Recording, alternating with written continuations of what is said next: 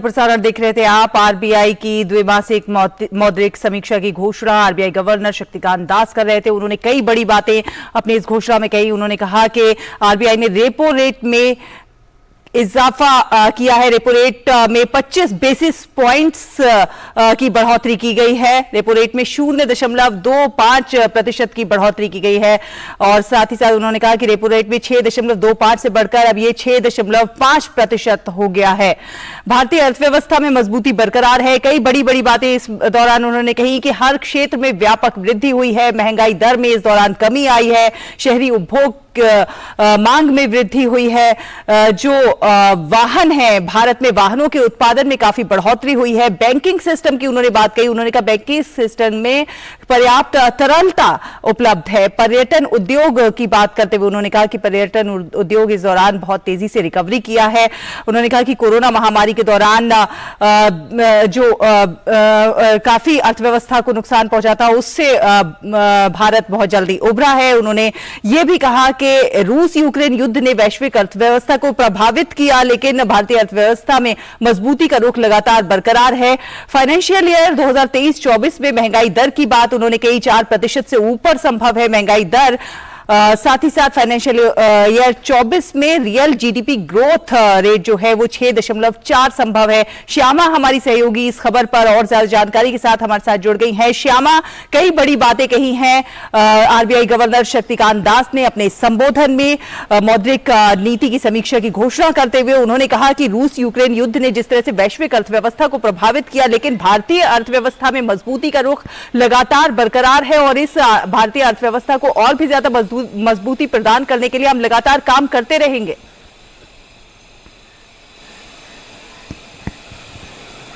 जी देखिए शैला, हम हमेशा बात करते हैं कि जब भारतीय रिजर्व बैंक अपनी मॉनेटरी पॉलिसी के थ्रू ये डिसीजंस लेते हैं तो दो यहाँ पर अहम चीजें होती हैं इनके सामने। एक होता है कि ग्रोथ को किस तरीके से बढ़ावा दिया जा सकता है, सपोर्ट किया जा सकता है, और दूसरा जो इन्फ्लेशन होता है, खाद्य पदार्थों की बात कर लीजिए या हेडलाइन इन्फ्लेशन की बात कर लीजिए, उसे कैसे 6% के नीचे अपने टॉलरेंस बैंड में रखा जाए।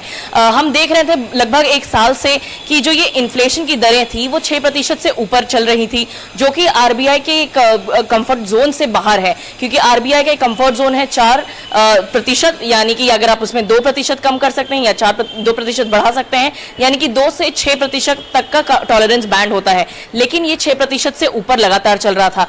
अब जो कि हम देख रहे हैं कि 2 महीने से नवंबर की बात की है उन्होंने कि नवंबर से दिसंबर में जब हम देख रहे हैं कि 105 बेसिस पॉइंट्स की इन्फ्लेशन में घटौती आई हुई है, तो ये एक अच्छी बात है। मॉडरेशन यहाँ पर आता हुआ नजर आ रहा है। और अच्छे मॉनसून की बात कर लीजिए या जो अब क्रॉप्स नए आएंगे बाजार में, मंडियों में जो नए खाद्य पदार्थ या सब्जी वगैरह जो नए आएंगे, उनके वजह से, उनके सपोर्ट की वजह से जो इन्फ्लेशन है वो और ज्यादा कम होता हुआ यहाँ पर नजर आ रहा है। इसलिए अगर आप इन्फ्लेशन की भी प्रोजेक्शन देखें तो इन्फ्लेशन को भी उन्होंने प्रोजेक्ट किया हुआ है 5% के आसपास में। सीपीआई इन्फ्लेशन की बात करें तो उन्होंने 5.3% की प्रोजेक्शन है, उसे 6.4% पे रखा गया है।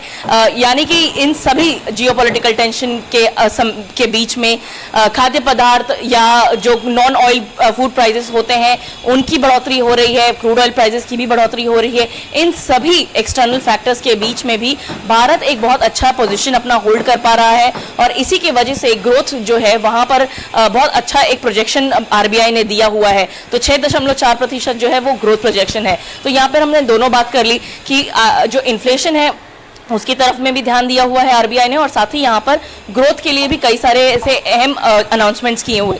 इसके वजह से भी काफी सारे देशों में सप्लाई की एक जो पूरा एक डिमांड है सप्लाई वाला, एक बात करते हैं हम, वो अफेक्टेड है। इसके अलावा भी भारतीय रिजर्व बैंक के गवर्नर शक्तिकांत दास ने कई सारे ऐसे अहम अनाउंसमेंट्स किए हैं जो कंज्यूमर प्रोटेक्शन के लिए काम करता है। तो जो हम अमूमन बात करते हैं कि अगर आप लोन का रीपेमेंट जो है वो अगर लेट करते हैं तो पेनल्टी आप पर लगती है, तो उसके लिए आप एक ड्राफ्ट गाइडलाइन तैयार किया जाएगा जिसमें ट्रांसपेरेंसी बढ़ाई जाएगी। कंज्यूमर को प्रोटेक्ट करने के लिए ये सारा गाइडलाइंस किया जाएगा। और इसके ऊपर में जितने भी स्टेक होल्डर्स हैं, यानी कि आप बैंकों की बात कर लीजिए या एक्सपर्ट्स की बात कर लीजिए, इनके सारे स्टेटमेंट्स या इनके सारे जो विशेष ग्रो गया है भारतीय रिजर्व बैंक की ओर से। और साथ ही एक अहम बात जो यहाँ पर हम बताते हैं कि अकोमोडेशन, विड्रॉल ऑफ अकोमोडेशन इनका स्टैंड रहा है मॉनेटरी पॉलिसी कमेटी का, और उन्होंने सभी ने कहा है अभी फिलहाल हम विड्रॉल ऑफ अकोमोडेशन ही रखेंगे, कहीं ना कहीं थम जाएगी। और फिर एक तरीके से हम कह सकते हैं कि जो आम सामान्य लोग हैं उनके ईएमआईज में उनके इंटरेस्ट ने अपने संबोधन में कही। उन्होंने बताया कि किस तरह से वैश्विक स्तर पर अर्थव्यवस्था प्रभावित हुई है, लेकिन भारत जो है उस स्थिति में भी अपनी अर्थव्यवस्था को तीव्र गति से आगे पुश कर पा रहा है, मजबूती का रुख बरकरार है और आगे भी अर्थव्यवस्था को और ज्यादा मजबूत करने के लिए और जो भी प्रयास होंगे वो किए जाते रहेंगे। बहुत बहुत धन्यवाद श्यामा हमारे साथ जुड़ने के लिए। और फिलहाल बुलेटिन में एक छोटा सा ब्रेक लेंगे, ब्रेक के उस पार कुछ और खबरें हैं, आप देखते रहिए डीडी न्यूज।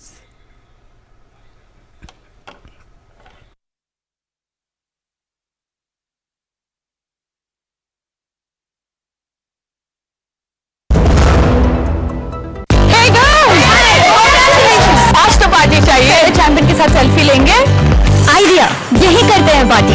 Pizza party. ये चल अपना कार्ड और पिन दे। मेरे कार्ड की डिटेल्स मैं पूरी डालूंगी। आरबीआई कहता है अपना पिन, ओटीपी, सीवीवी या इंटरनेट बैंकिंग पासवर्ड किसी के साथ शेयर ना करें। ऑनलाइन बैंकिंग सिर्फ अपने कंप्यूटर, मोबाइल और सिक्योर नेटवर्क से करें। बाय गर्ल्स, कहाँ जा रही है? सुना नहीं, नो शेयरिंग। आरबीआई कहता है जानकार बनिए, सतर्क रहिए। रिफॉर्म, परफॉर्म, ट्रांसफॉर्म से ग्रेट परफॉर्मेंस की कहानी लिख रहे उत्तर प्रदेश में यशस्वी प्रधानमंत्री श्री नरेंद्र मोदी जी के विजन के अनुरूप माननीय मुख्यमंत्री योगी आदित्यनाथ जी के नेतृत्व में आयोजित हो रहे ग्लोबल इन्वेस्टर्स समिट 2023 में आपका स्वागत है। 20 देशों के 10,000 से अधिक विजनरी बिजनेस लीडर्स के इस अंतर्राष्ट्रीय निवेशक महाकुंभ में गवर्नमेंट टू बिजनेस मीटिंग्स और रिकॉर्ड एमओयू होंगे। आइए 10 से 12 फरवरी को लखनऊ में नए भारत के ग्रोथ इंजन की स्पीड का हिस्सा बने। उत्तर प्रदेश में निवेश करें। नए भारत का ग्रोथ इंजन। ब्रेक के बाद स्वागत है आपका और आइए अब देखेंगे डीडी प्रीमियर्स।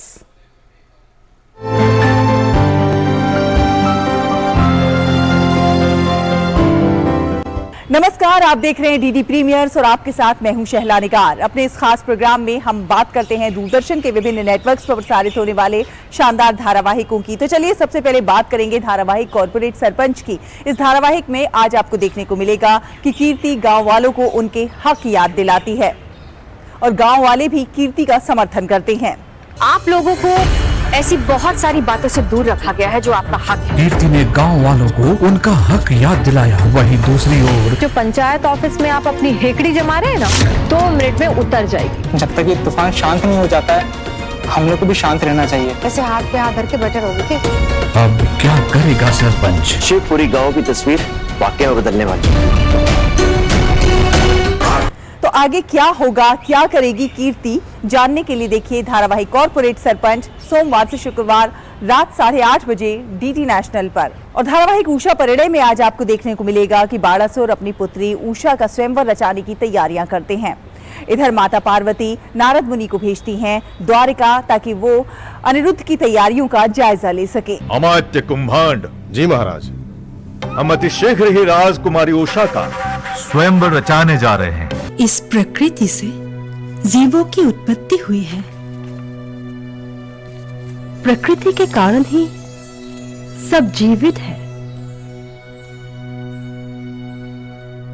परंतु जन्म के क्षण से ही मनुष्य प्रकृति का नाश करता रहा है। प्रकृति के संरक्षण के लिए जो भी करते हैं वही यज्ञ है। माता पार्वती के कहने के अनुसार वर को अब तक प्रस्तुत हो जाना चाहिए था, परंतु यहाँ किसी का हृदय चुराकर वर विश्राम कर रहा है। तो कैसा होगा उषा का स्वयंवर, जानने के लिए देखिए धारावाहिक उषा परिणय सोमवार से शुक्रवार रात 9 बजे डीडी नेशनल पर। और धारावाहिक लाल रेखा में आज आपको देखने को मिलेगा कि अंजलि अपनी और लाल की शादी को लेकर बहुत खुश होती है।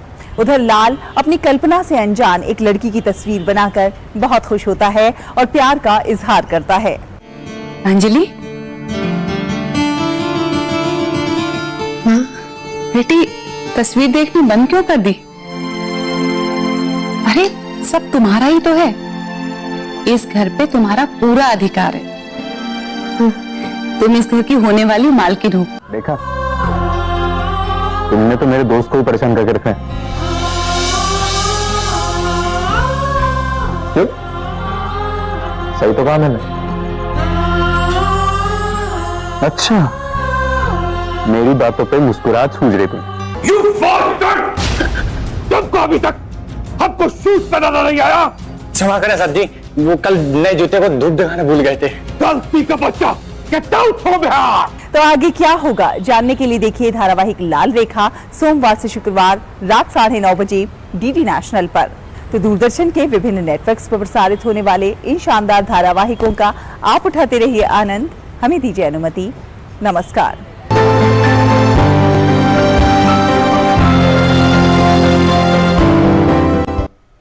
और निकासी के लिए विशेष उपकरण मौजूद हैं। विध्वस्त संरचना खोज और बचाव संचालन करने में सक्षम हैं। उपकरण में हाथ और बिजली के उपकरण, प्रकाश उपकरण, एयर लिफ्टिंग बैग, चैनसॉ और एंगल कटर शामिल हैं। डॉग स्क्वाड मलबे और ढही हुई इमारतों में पीड़ितों का पता लगाने में मदद करते हैं। सहायता में क्षेत्र संचालन स्थितियों में 30 बिस्तरों वाली चिकित्सा सुविधा स्थापित करने के लिए उपकरण और 99 कर्मचारी भी शामिल हैं। चिकित्सा उपकरणों में x ray machine, ventilator, operation theatre, वाहन, एम्बुलेंस और जनरेटर शामिल हैं। भारत ने C-130J विमान के जरिए सीरिया को भी मानवीय सहायता भेजी है। इस सहायता में 6 टन राहत सामग्री शामिल है, जिसमें 3 ट्रक सामान्य और सुरक्षात्मक गियर, आपातकालीन उपयोग की दवाएं और सिरिंज और उपकरण शामिल हैं। तुर्की के राष्ट्रपति रजब तैयब एर्दोआन ने भूकंप प्रभावित 10 प्रांतों में 3 महीने के लिए आपातकाल घोषित कर दिया है। अपने संबोधन में उन्होंने कहा है कि राहत और बचाव कार्य तेज करने के लिए आपातकाल घोषित किया गया है। उन्होंने दक्षिण तुर्की के 10 शहरों को आपदा क्षेत्र घोषित किया है। उन्होंने बताया है कि 70 देशों ने राहत और बचाव कार्य के लिए मदद की पेशकश की है। एर्दोआन ने बताया कि सरकार अंताल्या में होटलों को प्रभावित लोगों के लिए अस्थायी घरों के तौर पर खोलने पर विचार कर रही है। तुर्की प्रशासन के अनुसार करीब 1,35,000 लोग भूकंप से प्रभावित हुए हैं। तुर्की और सीरिया में मरने वालों की संख्या 8,000 के पार हो गई है। तुर्की के हाटे प्रांत में कल कड़ाके की ठंड के बीच बचाव अभियान जारी रहा। बचाव कर्मियों ने प्रभावित क्षेत्रों तक पहुंचने के लिए कड़ी मशक्कत की। टूटी सड़कों, खराब मौसम और संसाधनों और उपकरणों की भारी कमी को नजरअंदाज कर बचाव कर्मियों ने अपना अभियान जारी रखा। कुछ इलाकों में बिजली भी गुल रही। वहीं सीरिया में बचाव कर्मियों ने मंगलवार को इदलिब प्रांत में भूकंप से बचे लोगों को मलबे से बाहर निकाला। सीरिया के सिविल डिफेंस व्हाइट हेलमेट के भूकंपग्रस्त इलाके में पहुंचने पर वहां मौजूद लोगों ने बचाव कर्मियों का हौसला बढ़ाने के लिए नारे लगाए। इदलिब प्रांत में एक मलबे से बाहर निकाले गए एक परिवार को तुरंत अस्पताल पहुंचाया गया। और अब कुछ चुनाव की खबरों का रुख कर लेते हैं। आपको बता दें कि त्रिपुरा में विधानसभा चुनाव के लिए प्रचार तेज हो गया है। मेघालय और नागालैंड में विधानसभा चुनाव के लिए प्रचार तेज हो गया है। मेघालय में विधानसभा चुनाव के लिए नामांकन भरने का कल अंतिम दिन था। आज नामांकन पत्रों की जांच की जाएगी और 10 तारीख तक नाम वापस लिए जा सकेंगे। नागालैंड में भी विधानसभा चुनाव के लिए नामांकन दाखिल करने का काम पूरा हो गया है। त्रिपुरा में 60 विधानसभा सीटों पर 16 फरवरी को मतदान होने जा रहा है और यहां पर 2 मार्च को नतीजे आएंगे। नागालैंड और मेघालय में विधानसभा चुनाव के लिए मतदान एक ही चरण में 27 फरवरी को होंगे और नतीजे 2 मार्च को घोषित किए जाएंगे। और हमारे सहयोगी धीरज अगरतला से हमारे साथ जुड़ गए हैं ज्यादा अपडेट्स के साथ। धीरज, स्वागत है आपका। त्रिपुरा में विधानसभा चुनाव को लेकर राजनीतिक दलों के बीच जोर आजमाइश की बात की जाए तो काफी तेज हो गई है। सत्ताधारी बीजेपी हो या फिर कांग्रेस सीपीएम का गठबंधन हो, मुकाबला काफी तगड़ा है और एक अलग जो है टिप्रो मोथा दल वो भी अपने हाथ पैर मार रही है, जोर आजमाइश कर रही है, आदिवासियों की बात कर रही है। लेकिन हम जब आदिवासियों की बात करते हैं तो प्रधानमंत्री नरेंद्र मोदी ने जिस तरह से आदिवासी समुदाय के लिए काम किया है और आदिवासियों को का भी प्रधानमंत्री नरेंद्र मोदी को, बीजेपी को काफी समर्थन मिलता हुआ दिखाई दे रहा है। जिस तरह से हर मौके पर पूर्वोत्तर को आगे बढ़ाने और आदिवासियों के उत्थान के लिए जिस तरह से प्रयास किए गए हैं वो काफी सराहनीय रहे हैं।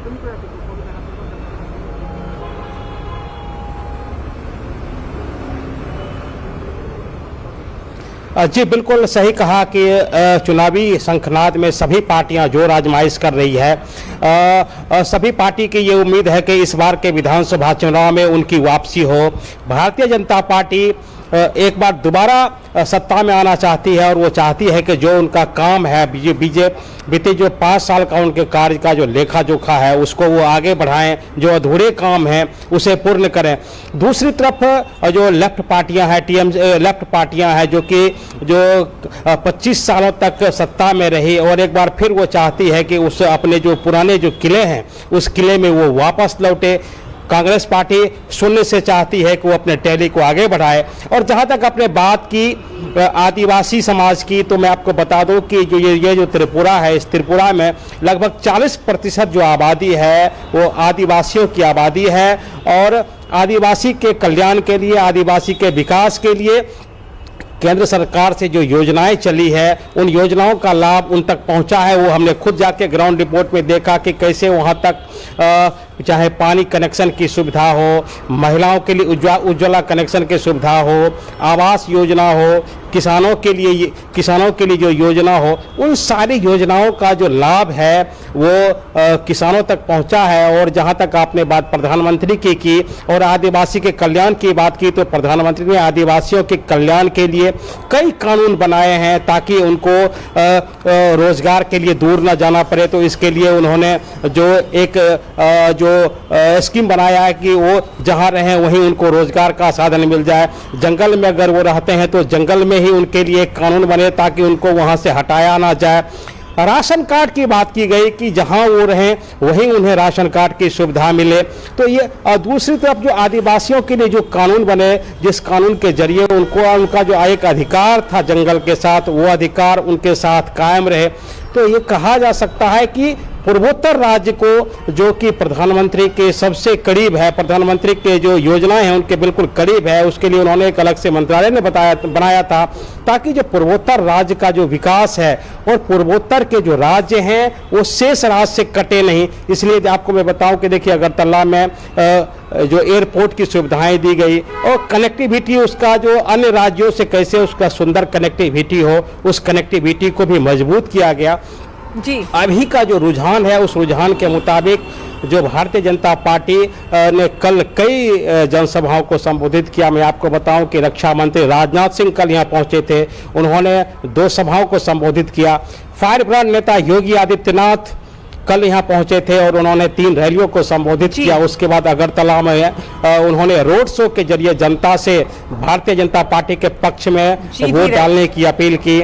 जो असम के मुख्यमंत्री हैं वो लगातार यहां रुके हुए हैं। उनको यहां का ऐसा माना जाता है कि असम के जो मुख्यमंत्री हेमंत बिस्वा शर्मा है, बिल्कुल धीरज, योजनाएं कई हैं जो जन जन तक वहां पर आम लोगों को मुहैया हो रही हैं और लोग उसका फायदा उठा रहे हैं। लेकिन समय हमारे पास कम है, इसलिए आपको यहाँ रोकना चाहूंगी। बहुत धन्यवाद आपका हमारे साथ जुड़ने के लिए और हमारे दर्शकों से अपडेट साझा करने के लिए। फिलहाल अगली खबर का रुख करेंगे। आपको बता दें कि सोशल मीडिया पर वायरल एक नोटिस में यह दावा किया जा रहा है कि ट्राई ने ग्राहक का केवाईसी निलंबित कर दिया है और सिम कार्ड 24 घंटे के भीतर ब्लॉक कर दिया जाएगा। पीआईबी फैक्ट चेक ने इस नोटिस को झूठा करार दिया है और कहा है कि बीएसएनएल कभी भी ऐसा कोई नोटिस नहीं भेजता है। पीआईबी फैक्ट चेक ने सलाह दी है कि अपना व्यक्तिगत और बैंक विवरण कभी भी किसी के भी साथ साझा ना करें। और प्रधानमंत्री नरेंद्र मोदी के मन की बात के 97वें एपिसोड में गोवा के पणजी में आयोजित हुए पर्पल फेस्टिवल की सराहना करते हुए उन्होंने कहा था कि ये दिव्यांगों के कल्याण के लिए एक अनूठा प्रयास है। प्रधानमंत्री ने कहा कि 50,000 से भी ज्यादा हमारे भाई बहन इस पर्पल फेस्ट में शामिल हुए। देश में पहली बार गोवा में समंदर किनारे पर्पल फेस्ट का आयोजन किया गया। इसका मकसद फेस्ट के माध्यम से दिव्यांगजनों के भीतर आत्मविश्वास और आत्मनिर्भरता पैदा करना है। गोवा और केंद्र सरकार की इस पहल के लिए दिव्यांगजनों ने आभार जताया है। It was a very good initiative taken by the Goa government as well as the Social Welfare Ministry of Goa government. In the first time in the history of India's till now, we are saying that we have been doing lot of things under the initiative of Central Ministry, but there was no recognition. So Purple Festival gave a different recognition to the disabled that they can do anything and everything. इतने बड़े level पे, और ऐसा है कि purple fest ना इतना अच्छा प्लेटफॉर्म है कि 21 डिसेबिलिटी, अलग अलग तरह के डिसेबिलिटी लोगों को देखने के लिए मौका मिला। और सब लोगों को जितने भी वहाँ पर थ्रू आउट इंडिया बाहर के लोग भी पूरी तरह से 5,000 लोग यहाँ पर गोवा में आए थे पर्पल फेस्ट को।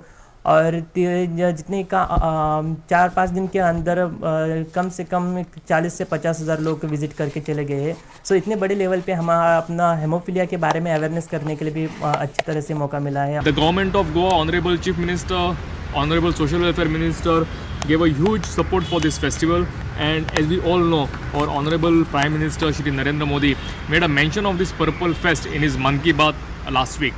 It was a huge what I would say, a motivation for all of us when Honorable Prime Minister took a note of this Purple Fest, which was held for the first time in the country.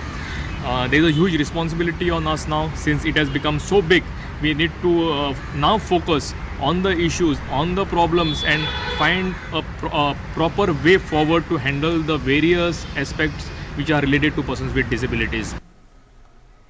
इसी के साथ इस bulletin में फिलहाल इतना ही, लेकिन DD news पर खबरों का सिलसिला लगातार जारी है। आप देखते रहिए डीडी न्यूज। नमस्कार।